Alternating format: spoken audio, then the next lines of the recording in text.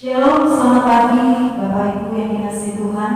Selamat kita berjumpa di dalam kasih Tuhan. Kita akan beribadah bersama-sama pagi hari ini, meskipun masih tetap lewat online, tetapi kita percaya bahwa Tuhan tetap hadir di dalam kehidupan kita. Mari kita akan berdoa terlebih dahulu. Bapa Surgawi, di dalam nama Tuhan Yesus Kristus, pagi hari ini kami mengucap syukur oleh kemurahan-Mu kami masih ada sebagaimana kami ada. Kami mau bersama-sama berbakti, memuji, memuliakan nama Tuhan. Kiranya kuasa Roh Kudus bekerja di tengah kami, mengurapi setiap kami yang melayani, bahkan setiap kami yang mendengar. Biar semuanya tetap tinggal di dalam urapan. Terpuji nama-Mu Bapa, dari awal pertengah hingga akhirnya kami serahkan dalam tangan Tuhan. Di dalam nama Tuhan Yesus Kristus kami berdoa. Amin. Kita akan satu pujian terlebih dahulu. Oleh darah anak domba, oleh kesaksian kita.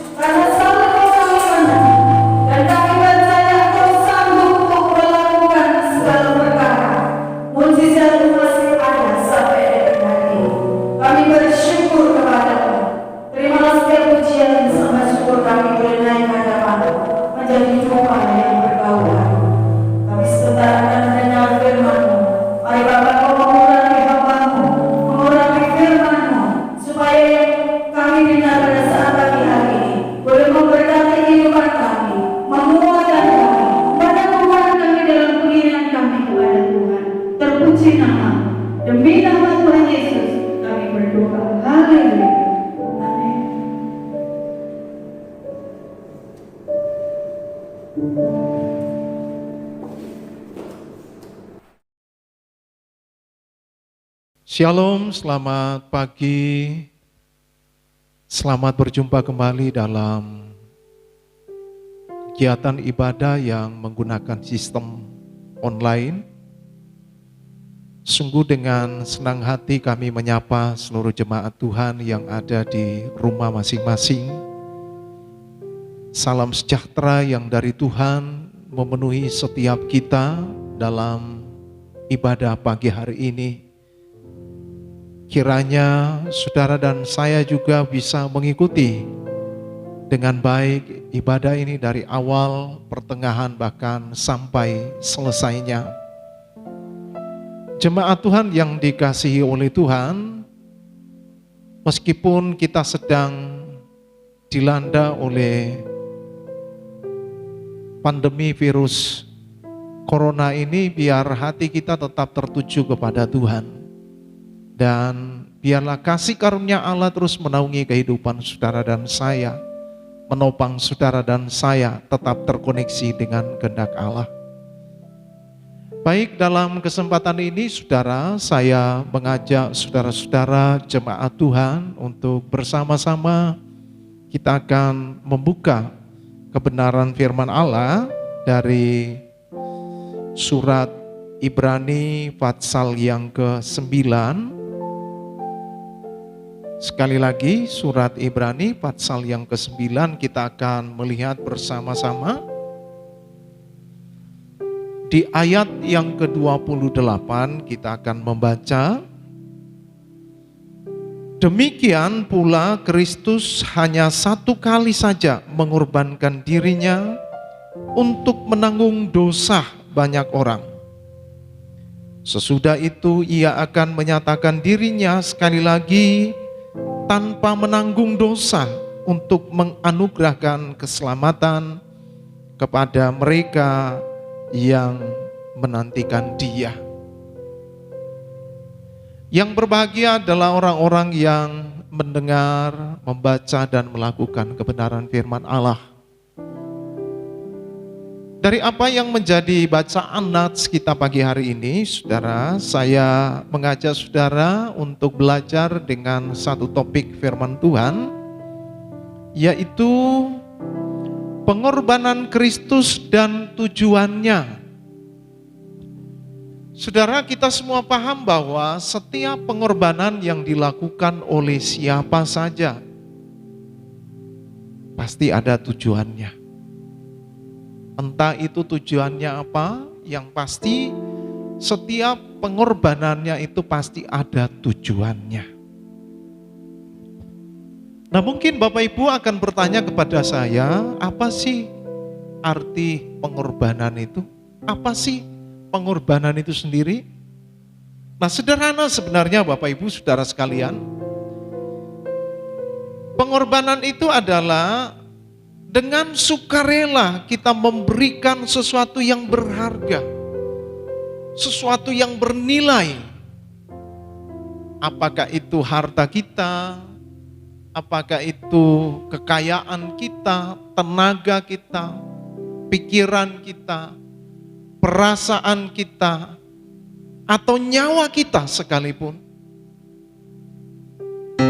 Jadi secara sederhana kita melihat bahwa yang namanya pengorbanan itu adalah sesuatu yang bernilai dari dalam diri kita, kemudian kita berikan, kita persembahkan kepada orang-orang yang kita cintai, orang-orang yang kita kasihi, ataupun orang-orang yang kepadanya kita punya tujuan. Nah, saudara-saudara yang dikasihi oleh Tuhan, kalau kita melihat di sini bahwa hari-hari ini sangat mudah bagi kita untuk menemukan orang-orang yang berkorban. Karena berkenaan dengan Indonesia juga tidak luput dari pandemi virus COVID-19. Beberapa belahan dunia sudah kena, lalu Indonesia juga kena. Maka bicara tentang pengorbanan, saudara, sangat mudah kita temukan hari-hari ini. di mana kita melihat yang pertama, bagaimana para tenaga medis, para tim dokter, para perawat, sukarelawan, sopir, bagaimana mereka bekerja sedemikian rupa. Kalau kita melihat bagaimana informasi dari televisi, para tim dokter, mereka bekerja tanpa mengenal lelah. Kepingin makan kecuali sudah lepas APD atau alat pelindung diri. Kepingin minum kecuali sudah lepas APD. Kepingin tidur kecuali sudah lepas APD.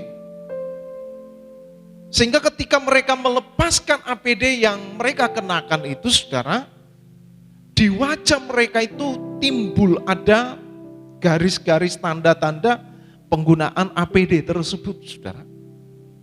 Kita melihat betapa gigihnya, betapa kokohnya, betapa kuatnya mereka di dalam memberikan pengorbanan itu kepada saudara-saudara kita yang sedang terkena virus COVID-19 ini, saudara.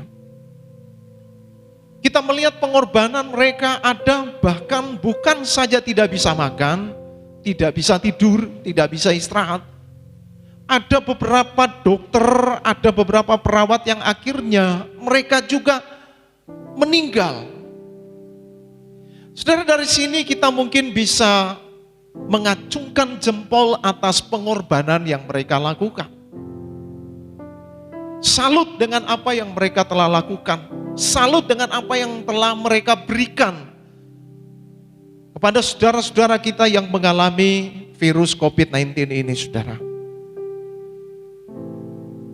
Kemudian kalau kita melihat bahwa hari-hari ini berjalannya pandemi COVID-19 ini, saudara, ada begitu banyak orang yang punya kekayaan, yang punya harta, dan mereka kemudian sepakat untuk mengambil bagian, berkorban buat saudara-saudara yang terdampak. Mereka mulai mengucurkan dana mereka. Mereka mulai menggunakannya untuk sembako dan berbagi kepada sesama. Saudara, ini juga merupakan pengorbanan-pengorbanan yang mereka lakukan. Baik tenaga, baik pikiran, bahkan waktu yang mereka korbankan. Saudara, ini pun menjadi sesuatu yang sangat berharga, yang patut kita acungkan jempol. Tetapi dalam khotbah saya pada pagi hari ini, saudara, saya tidak sedang menyampaikan itu yang paling utama. Tetapi kita kembali mengacu kepada topik firman Tuhan, yaitu pengorbanan Kristus dan tujuannya. Lebih kepada esensinya pengorbanan Kristus. Dikatakan di dalam ayat tadi, dalam Ibrani pasal 9 ayat yang ke-28, demikian pula Kristus hanya satu kali, bukan berulang-ulang. Tetapi hanya satu kali, Kristus yang adalah Allah, dia datang ke dunia. Dia berkorban, dia mengorbankan nyawanya bagi manusia. Bukan untuk seterusnya atau terus-menerus dia lakukan, tidak.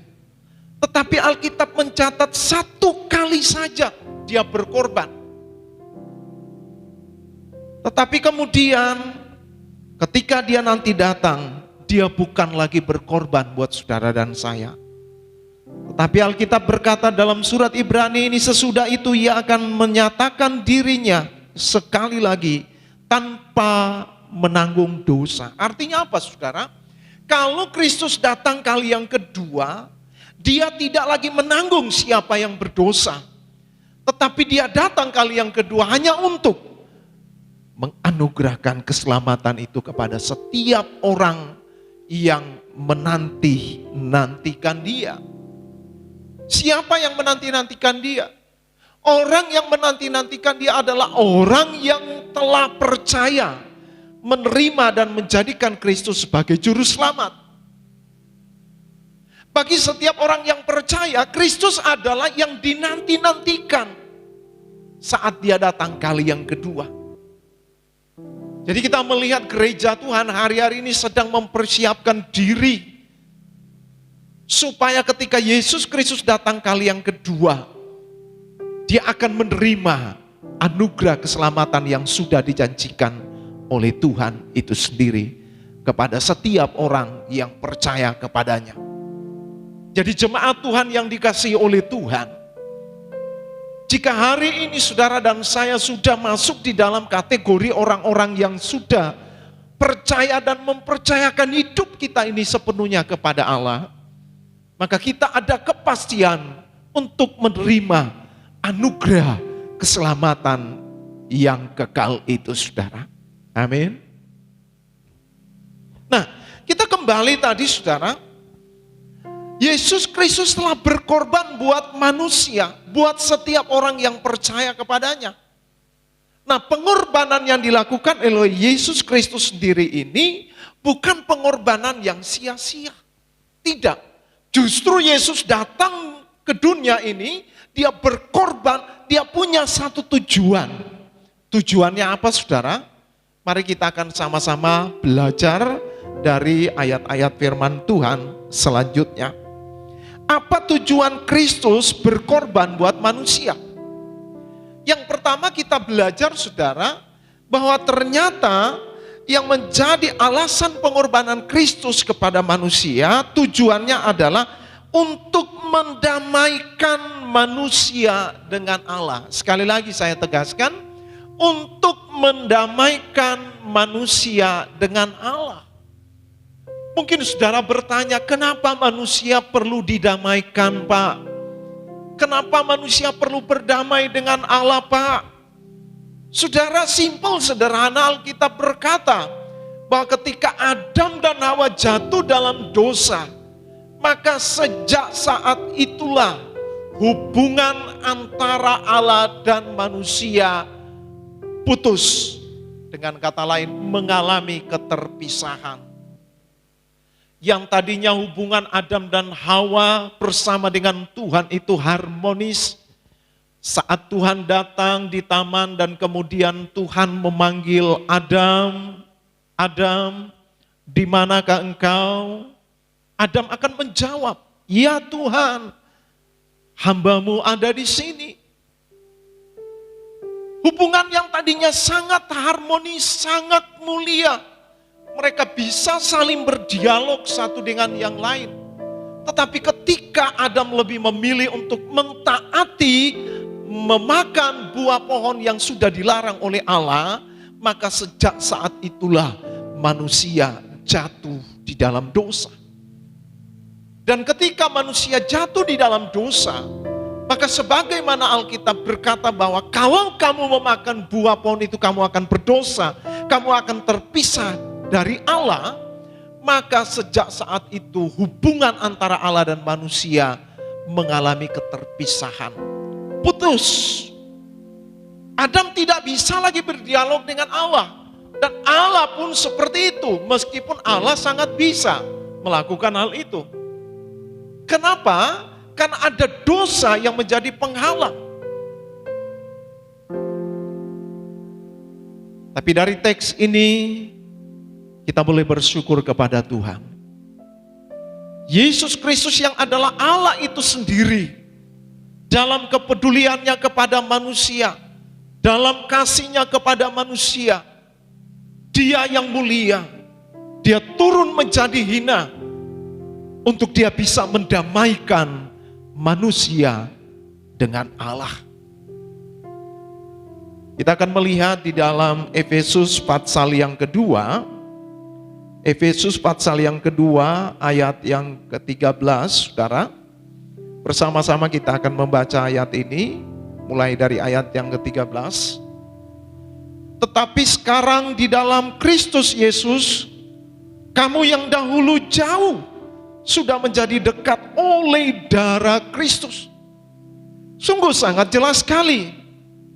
Ketika Paulus hendak menjelaskan kepada jemaat Tuhan yang ada di Efesus, jemaat yang notabene dibangun dalam situasi yang sangat mapan, situasi yang sangat kaya. Tetapi sayang, Mereka masih belum seutuhnya mempercayai tentang adanya sebuah kebangkitan ketika orang meninggal. Mereka tidak mempercayai hal itu. Mereka masih menganggap bahwa mereka hanya mati tetapi tidak akan bangkit kembali. Yang sebenarnya Paulus berkata, karena Yesus sudah bangkit, maka manusia juga akan bangkit. Maka dari ayat ini kita temukan di sini bagaimana Paulus berkata, tetapi sekarang di dalam Kristus Yesus, kamu yang dahulu jauh sudah menjadi dekat oleh darah Kristus. Artinya kita melihat di sini bahwa peran darah Kristus itu begitu bernilai bagi keselamatan, bagi pendamaian antara Allah dan manusia. Oleh darah Kristus kamu sudah didamaikan dengan Allah. Kata firman Allah seperti itu.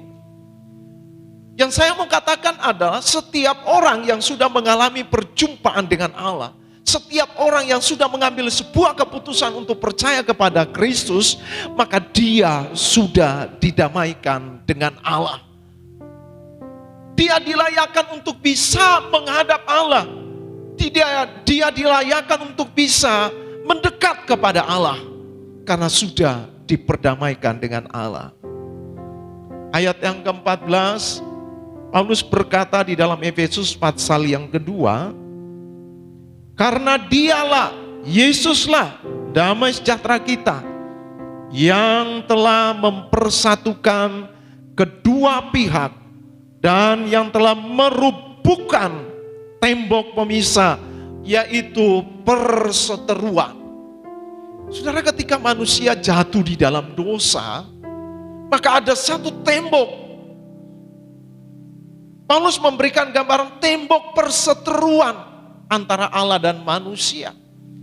Manusia tidak bisa menghampiri Allah, Allah juga demikian. Allah tidak bisa datang kepada manusia yang telah berdosa, manusia yang telah jatuh di dalam dosa. Ada satu tembok yang menghalangi manusia bisa menghampiri Allah. Ada satu tembok yang membuat manusia tidak bisa mendekat kepada Allah. Tembok itu adalah dosa.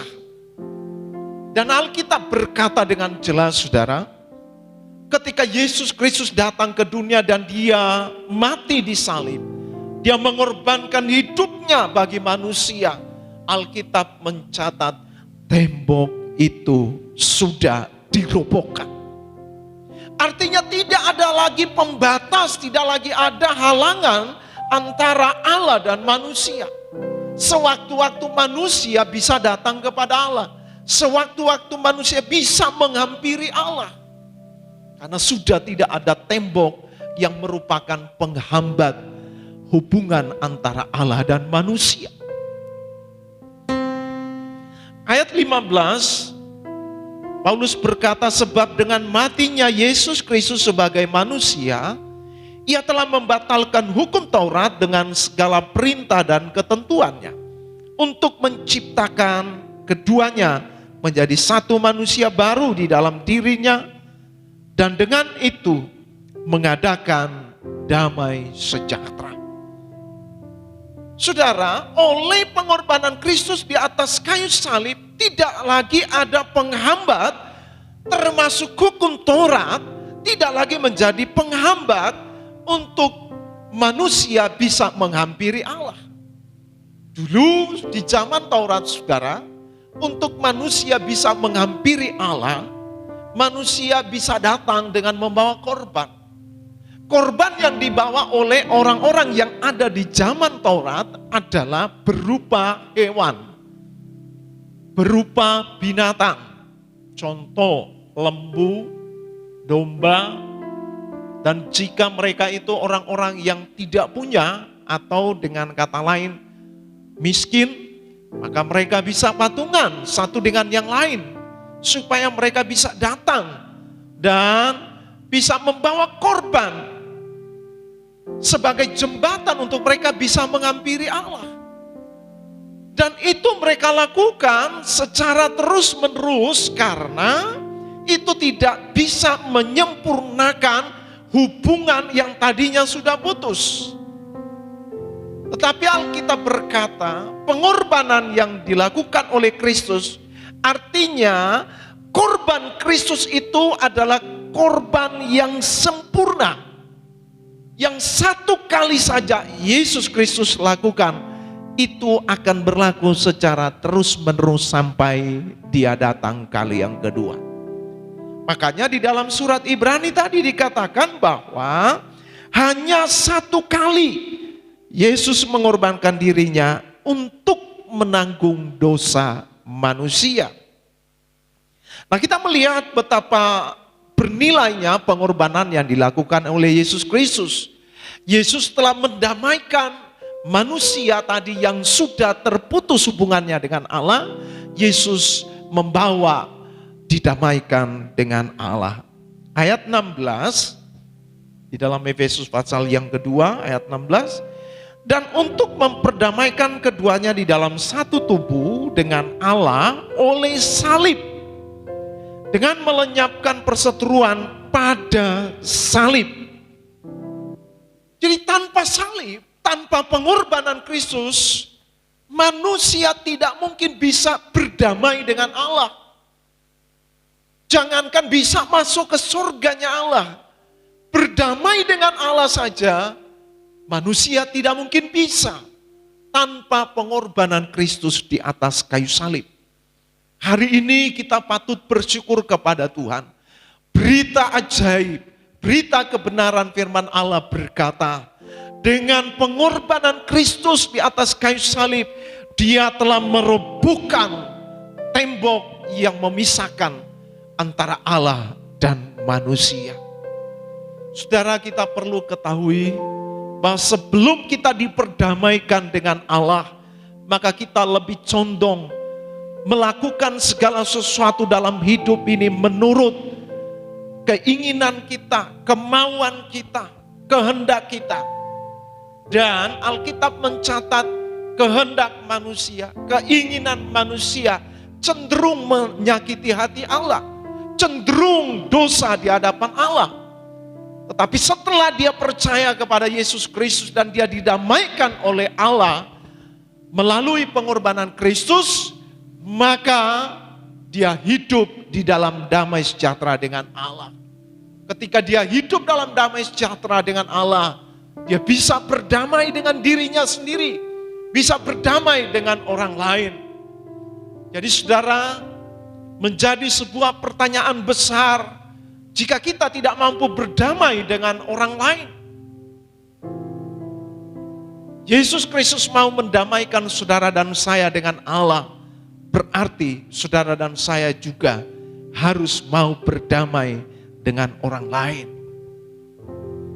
Susah Pak, untuk berdamai susah.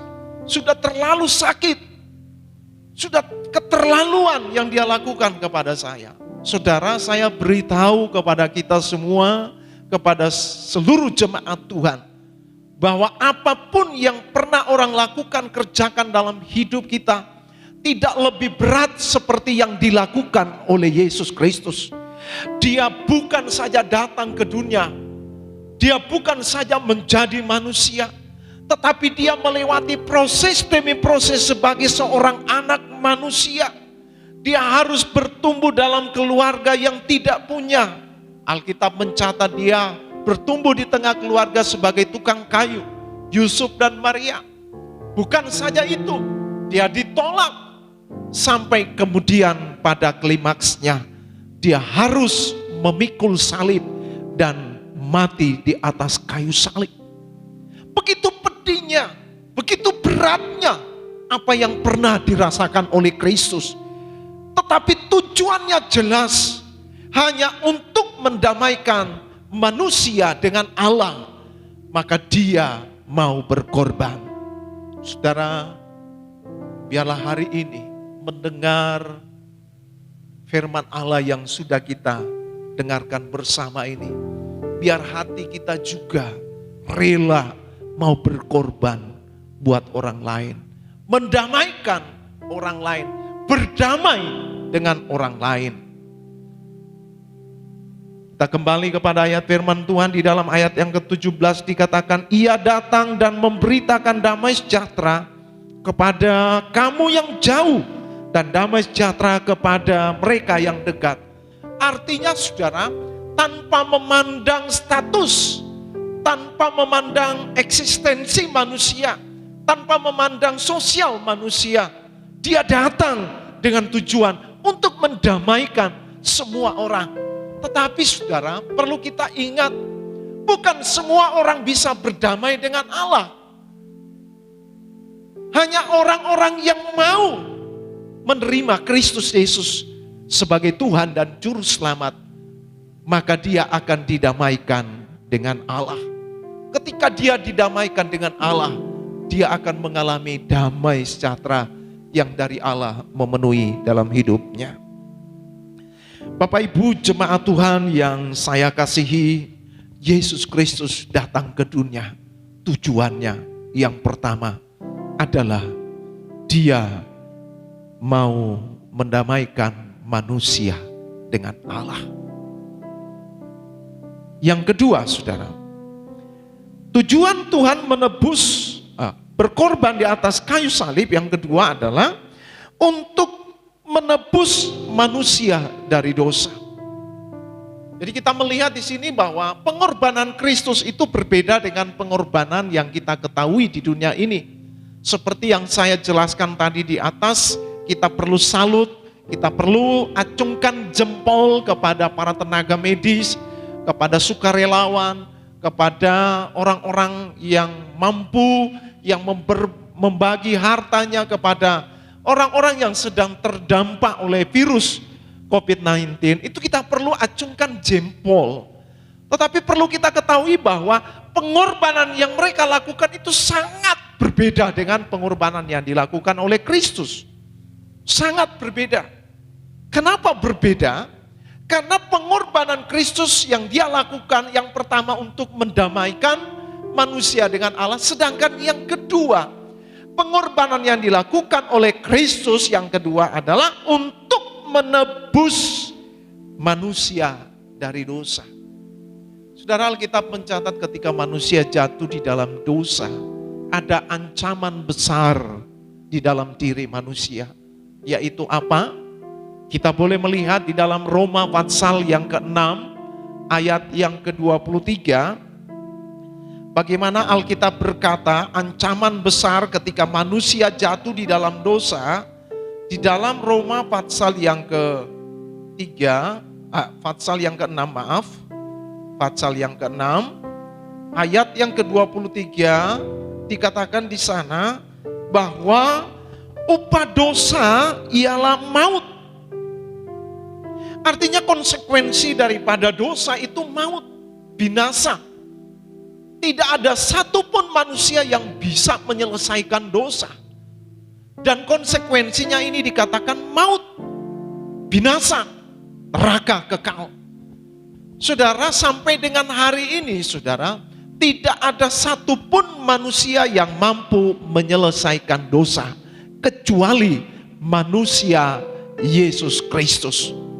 Dia adalah Allah, kemudian dia turun menjadi manusia. Dalam kemanusiaannya Alkitab berkata, dia telah taat dan dalam ketaatannya dia telah menyerahkan dirinya untuk mati di atas kayu salib.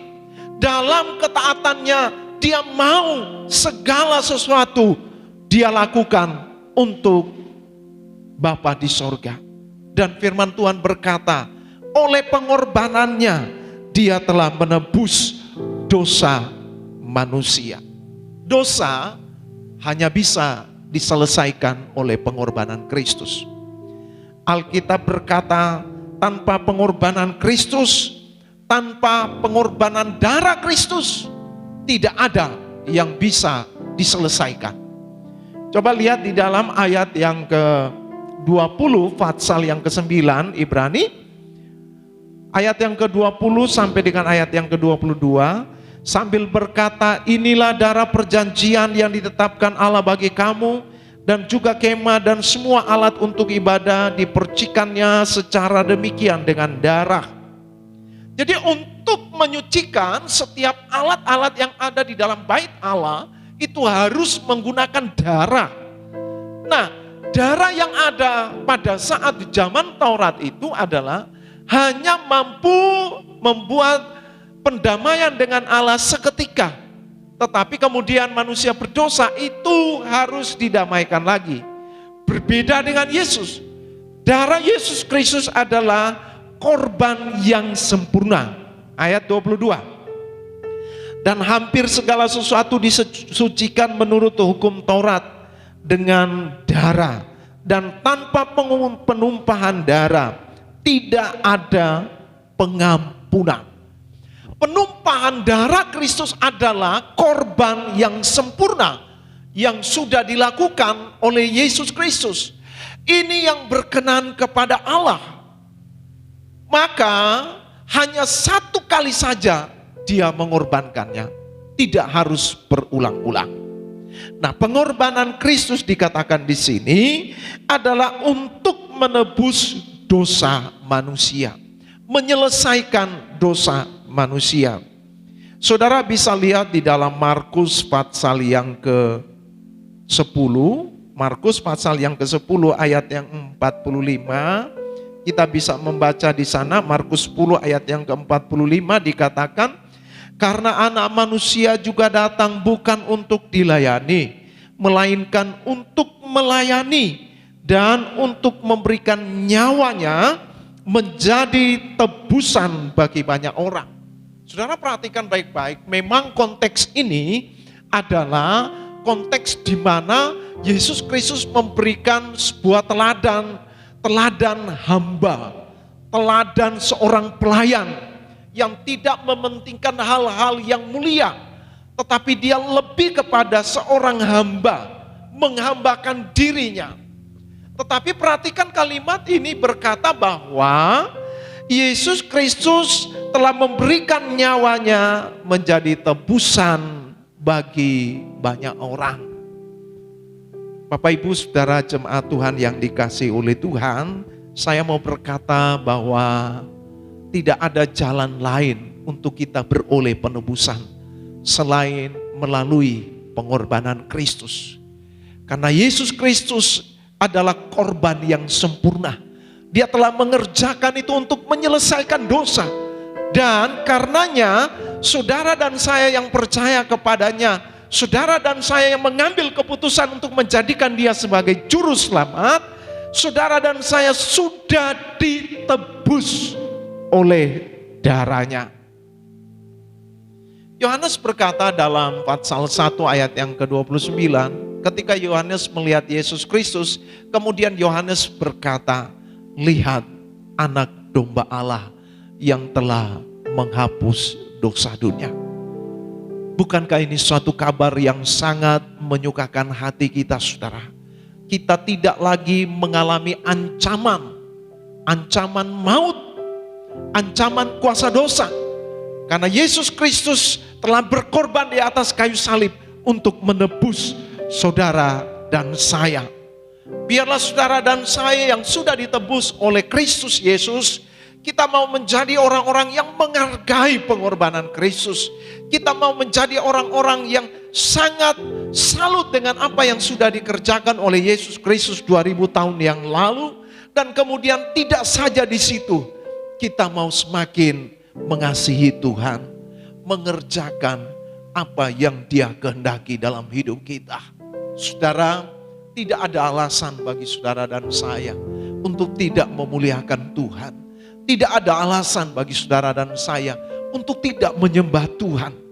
Karena Dia sudah mengerjakan penebusan itu, lunas dibayar di atas kayu salib, dan pengorbanannya tuntas buat saudara dan saya.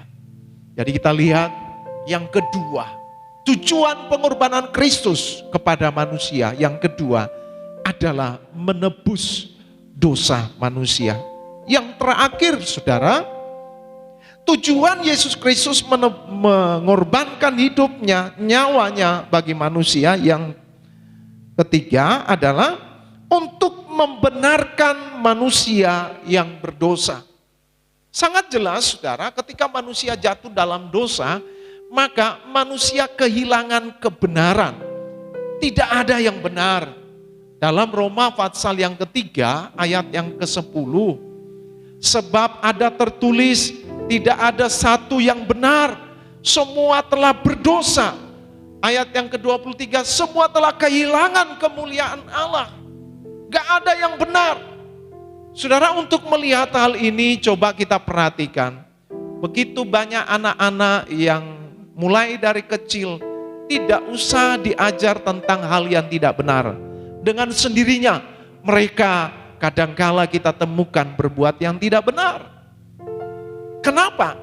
Karena memang di dalam diri mereka juga ada dosa yang bercokol dalam diri mereka. Ada hal-hal yang tidak benar akibat dosa itu di dalam diri mereka. Meskipun ada yang berpendapat bahwa anak kecil itu kan masih suci, masih belum ada dosa karena dia masih belum berbuat apa-apa. Jadi tidak ada dosa. Tetapi konsep Alkitab berkata, semua orang yang sudah jatuh di dalam dosa, mulai Adam dan Hawa, sampai kepada keturunannya semua sudah berdosa. Tanpa terkecuali.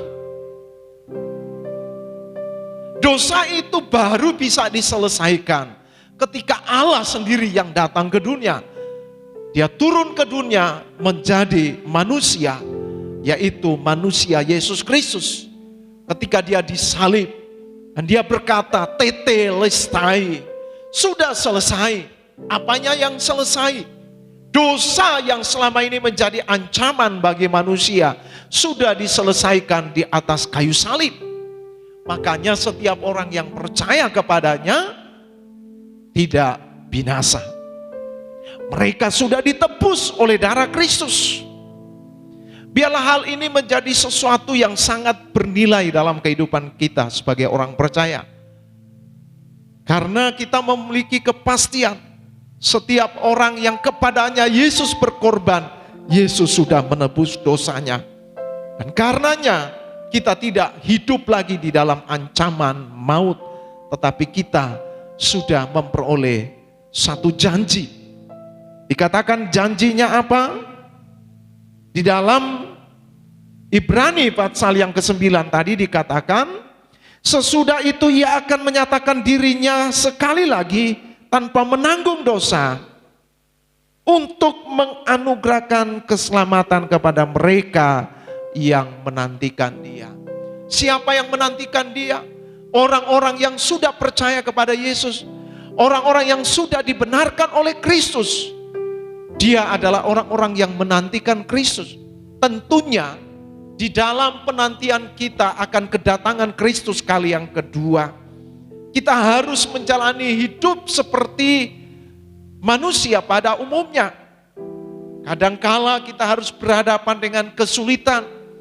Kadangkala kita harus berhadapan dengan persoalan hidup seperti yang sedang melanda negara kita hari-hari ini, yaitu virus COVID-19, di mana semua orang mengalami kekhawatiran karena ada persoalan ini.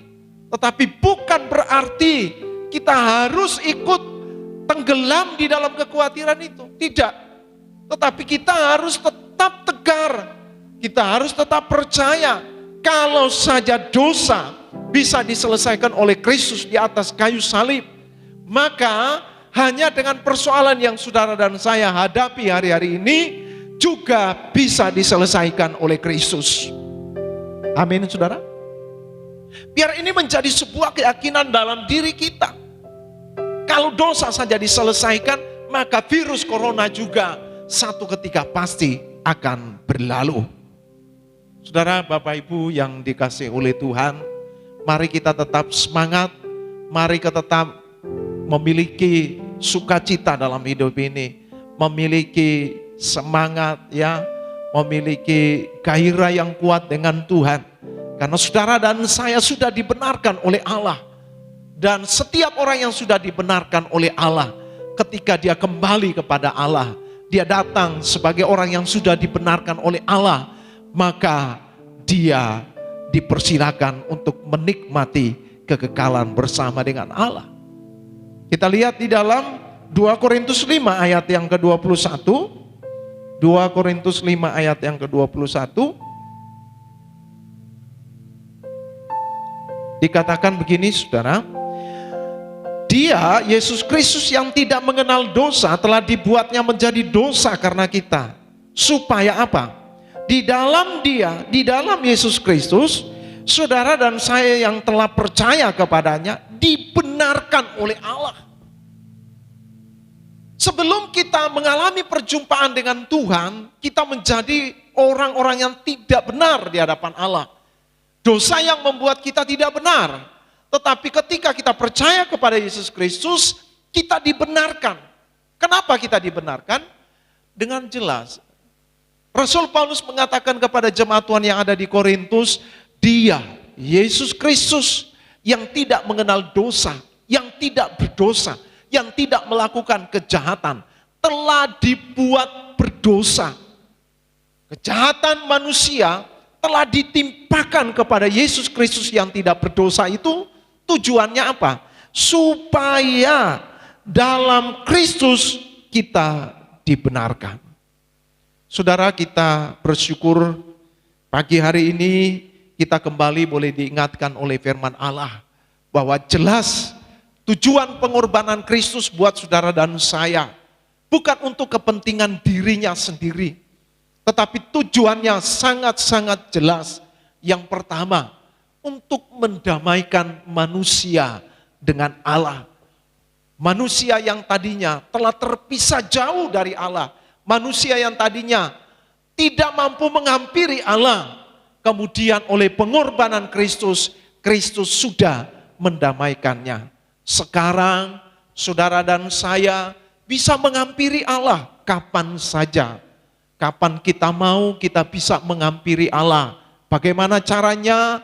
Menghampiri di dalam doa, di dalam kita bersekutu dengan kebenaran firman Allah, di dalam kita bersekutu dengan Tuhan dalam pujian dan penyembahan.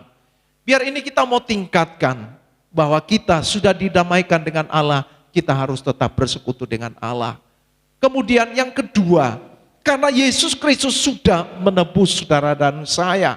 Saudara dan saya tidak punya pengharapan, tetapi karena penebusannya kita dibangkitkan kembali. Kita memiliki pengharapan yang kuat bahwa di dalam Kristus, melalui pengorbanan Kristus, saudara dan saya sudah ditebus. Yang terakhir adalah Tuhan berkorban dengan tujuan yang jelas, yaitu membenarkan kita yang dosa ini. Biarlah hal ini saudara semakin memacu saudara dan saya untuk lebih setia dengan Tuhan. Keadaan tidak boleh membuat saudara dan saya santai ria dengan Tuhan. Tetapi kita mau lebih sungguh-sungguh lagi, mau mencintai Tuhan, mau mengasihi Tuhan, dan mengerjakan kepentingan Tuhan. Selama kita di dunia, kita mau mengerjakan apa yang menjadi kepentingan Tuhan. Selama ini terlalu banyak kita mengerjakan kepentingan diri kita sendiri, kebutuhan kita, keperluan kita. Kita bahkan lupa untuk mengerjakan kepentingan Tuhan. Kini saatnya, dalam kesempatan ini, saudara dan saya mau tetap setia mengerjakan kehendak Allah, mengerjakan hal-hal yang berkaitan dengan kekekalan, sampai Dia datang kali yang kedua. Kita tetap mengingat pengorbanan Kristus di atas kayu salib. Tuhan memberkati kita semua. Terima kasih ya Tuhan. Ku telah mati dan tinggalkan cara hidupku yang lama. Semuanya sia-sia dan tak berarti lagi.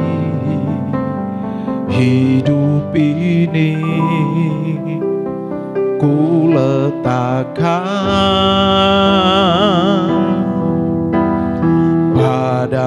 mesbah-Mu ya Tuhan. Jadilah padaku seperti yang Kau ingini. Saudara, biarlah hari ini kita kembali diingatkan betapa berharganya, betapa bernilainya pengorbanan yang Yesus Kristus kerjakan 2000 tahun yang lalu. Pengorbanan yang Dia lakukan bukan untuk kepentingan dirinya, tetapi kepentingan setiap orang yang percaya kepadanya. Bapa di surga, pagi hari ini kami bersyukur buat kebenaran firman Allah yang kami boleh terima. Biarlah firman Allah ini semakin hari semakin membawa kami lebih dalam lagi untuk mencintai Tuhan, mengasihi Tuhan. Karena kami memahami betapa berharganya pengorbanan Kristus di atas kayu salib. Dia bukan saja mendamaikan kami manusia dengan Allah, tetapi Dia juga menebus kami dari dosa. Dia bukan saja menebus kami, tetapi Dia membenarkan kami juga. Olehnya ya Tuhan, tolonglah kami untuk kami dapat mengerjakan firman Allah ini dalam hidup kami setiap hari. Biar firman Allah ini yang menavigasi seluruh hidup kami untuk diarahkan kepada Kristus Yesus yang adalah sumber pertolongan itu sendiri. Materaikan firman-Mu dalam kehidupan setiap kami. Tolonglah kami Tuhan untuk tetap mengasihi Tuhan. Pagi ini kami juga tetap berdoa untuk saudara-saudara kami yang sedang mengalami virus COVID-19. Tuhan tolong mereka agar mereka dikuatkan, dipulihkan, disembuhkan oleh Tuhan. Tuhan menjumpai mereka satu persatu. Bukan saja fisiknya dipulihkan, tetapi jiwanya dipulihkan oleh Tuhan. Dia boleh mengalami perjumpaan dengan Kristus Yesus yang adalah Tuhan dan Juru Selamat. Tuhan menolong setiap tenaga medis, para tenaga dokter, sukarelawan, sopir, para orang-orang yang selama ini telah berjuang bersama-sama, bersinergi untuk memutuskan mata rantai COVID-19 ini. Tuhan tolong mereka. Kami berdoa untuk pemerintah kami mulai dari presiden sampai kepada jajarannya. Tuhan tolong berilah hikmat dan otoritas Allah kepada hamba-Mu Presiden Joko Widodo, sehingga hamba-Mu dapat mengerjakan tugas sesuai dengan kehendak Allah. Tuhan memampukan hamba-Mu, Tuhan menopang hamba-Mu, sehingga di tangan Tuhan yang kuat itu hamba-Mu dengan leluasa dapat mengerjakan segala tugasnya sebagai seorang presiden. Tidak sedikit tantangan, hambatan yang hamba-Mu terima, tetapi biarlah pertolongan Tuhan menjadi nyata bagi hamba-Mu presiden, sehingga dapat melewati segala macam persoalan yang singgah dalam kehidupan hamba-Mu. Kami rindu Tuhan agar Indonesia dipulihkan oleh Tuhan.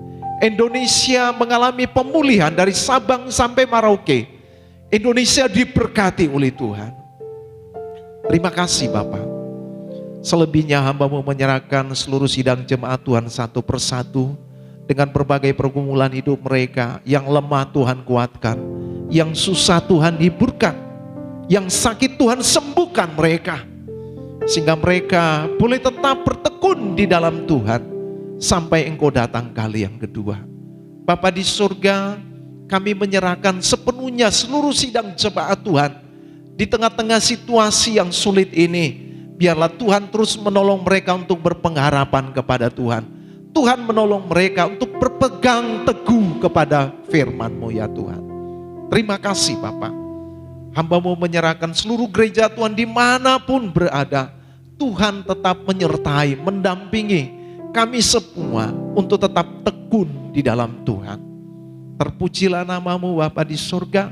Bagi setiap orang yang mendengarkan kebenaran firman Allah ini, Tuhan yang menjamah, Tuhan yang menjumpai mereka secara pribadi, sehingga mereka boleh mengalami pendamaian dengan Allah. Mereka boleh mengalami penebusan dari Allah. Mereka boleh mengalami pembenaran dari Allah itu sendiri. Terima kasih Bapa. Demi nama Tuhan Yesus Kristus, hamba-Mu menyerahkan seluruh kami yang sudah ambil bagian dalam pelayanan pagi ini. Worship leader, pemain musik, yang menaikkan doa, yang berkhotbah, semua kami dalam pengurapan baru dari Allah. Kami akhiri ibadah kami pagi ini demi nama Tuhan Yesus Kristus yang hidup. Saudara-saudara yang dikasihi Tuhan, terimalah dengan percaya berkat kasih karunia, anugerah, damai sejahtera yang dari Allah Bapa di surga, kecintaan Tuhan Yesus Kristus dalam persekutuan Allah Roh Kudus turun dengan limpah menyertai saudara dan saya hari ini sampai Maranatha Tuhan datang kali yang kedua. Semua yang diberkati Tuhan, sama-sama kita katakan amin. Selamat pagi, selamat hari Minggu, Tuhan memberkati.